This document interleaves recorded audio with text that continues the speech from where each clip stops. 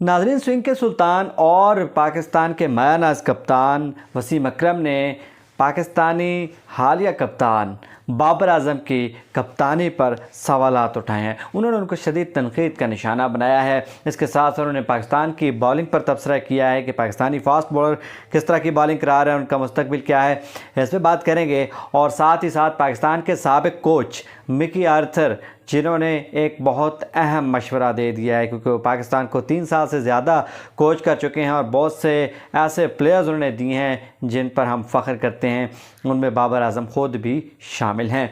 तो आज इस पर बात करेंगे कि मिकी आर्थर ने आखिर क्या मशवरा दे दिया है और क्या वो काबिल अमल है भी सही या नहीं।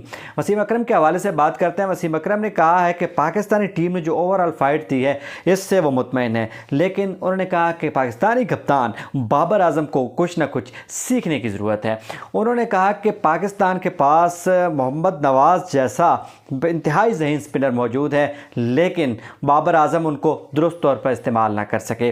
वसीम अकरम का कहना था कि इंतहाई बेवकूफ़ी की बात है कि आपने एक स्पिनर का ओवर आखिरी ओवर के लिए रखा, और जब वो बॉलिंग करा रहे थे और अच्छी बॉलिंग करा रहे थे तब आपको विकेट्स भी लेके दे रहे थे, तब आपने एक लेफ्ट हैंडर इंडिया ने भेजा बाय प्लान जडेजा को, और आपने मोहम्मद नवाज़ को हटा लिया और उनको ओवर आखिर में बचा लिया। हालांकि उन्होंने कहा कि मोहम्मद नवाज़ का ओवर 12वें या 13वें ओवर में चौथा ओवर उनका हो जाना चाहिए था, ताकि एक ओवर जो आखिर में बचता वो कि फास्ट बॉलर करवाता।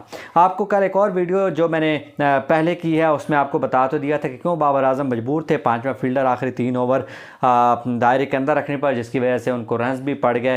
पहले तो लोग समझ रहे थे कि यह भी उनकी कप्तानी का मसला है, लेकिन ये एक कानून है जो पाकिस्तान पर जुर्माना हुआ, ये नया कानून है। अगर आप इसकी तफासिल जानना चाहते हैं तो ज़रूर मेरे इस डिस्क्रिप्शन में मैं लिंक दे दूँगा, जिसको आप विज़िट करके जान सकते हैं कि ये क्या कानून है और क्या जुर्माना पाकिस्तान को हुआ।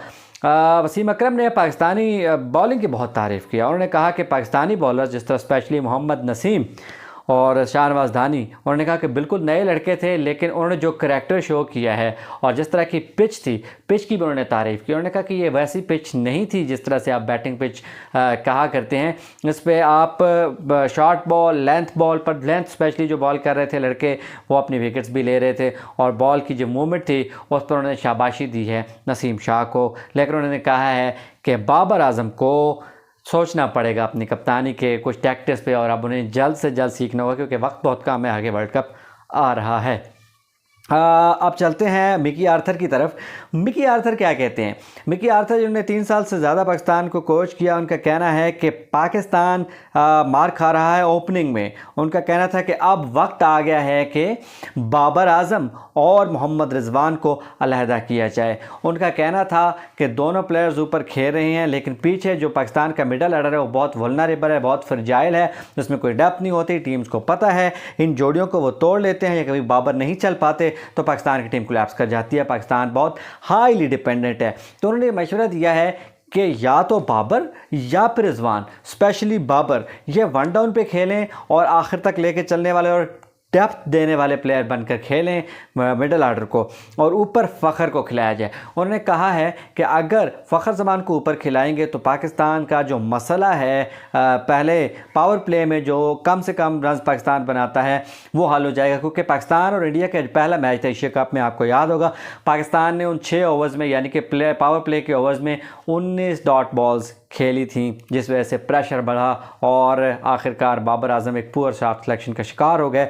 ऑब्वियस था वो आउट हो गए। तो उन्होंने कहा है कि अब ये वक्त आ गया है कि पाकिस्तान अपने मिडल ऑर्डर को डेप्थ के लिए और फिर ऊपर थोड़ा सा अटैक एग्रेसिव करने के लिए पाकिस्तान खिलाए फ़ख्र को। उन्होंने कहा कि राइट और लेफ़्ट का कम्बिनेशन हम पहले भी आजमा चुके हैं पाकिस्तान का, जो कि बहुत अच्छा रहा, क्योंकि जब आप राइट और लेफ़्ट का कम्बिनेशन इस्तेमाल करते हैं, उन्होंने कहा, तो फिर बॉलर को डिफरेंट एंगल्स यूज़ करने पड़ते हैं, वो एक ही लाइन और लेंथ पे पक्के नहीं हो जाते। तो इस तरह फिर जिस तरह के डिफरेंट शॉट्स खेलते हैं फ़ख्र, तो उन्होंने कहा कि फिर बॉलिंग लाइन जो है वो सेट नहीं हो पाती। बहुत गहरी इंसाइट है, आपको पता है कि मिकी आर्थर की, और उनकी चीज़ें जो शुरू में हम सब भी तनकीद किया करते थे, बाद में बहुत ज़बरदस्त नजर आई। उन्होंने बहुत से ऐसे प्लेयर दिए कि पाकिस्तान पाकिस्तान अब भी उनका मशकूर है। उन्होंने कहा कि जब उनका वक्त था तो उनके पास ये ब्लेसिंग थी, उनके पास ये नेमत थी कि उनके डेप्थ में जो मिडल ऑर्डर था वहाँ पे मोहम्मद हफीज़ और शुएब मलिक जैसे लोग थे। शुएब मलिक की उन्होंने भी तारीफ़ की है इस मौके पे। आई डोंट नो,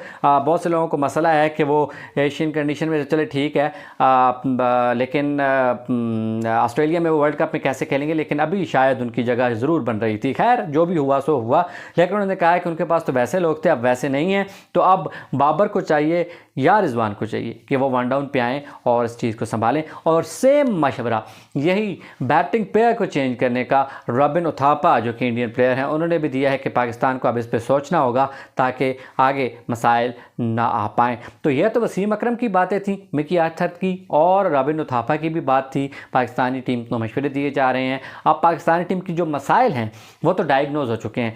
फिटनेस एक ऐसा मसला है जिस पर अब वो भी सामने आ चुका है। तो अब अगर पाकिस्तान एक कंपोज एफर्ट के साथ नहीं आता तो फिर दोहरी गलती गिनी जाएगी। बहरहाल बेस्ट ऑफ लक पाकिस्तान और इंडिया दोनों टीमों के लिए। मुझे इजाज़त दीजिए, अल्लाह हाफिज़।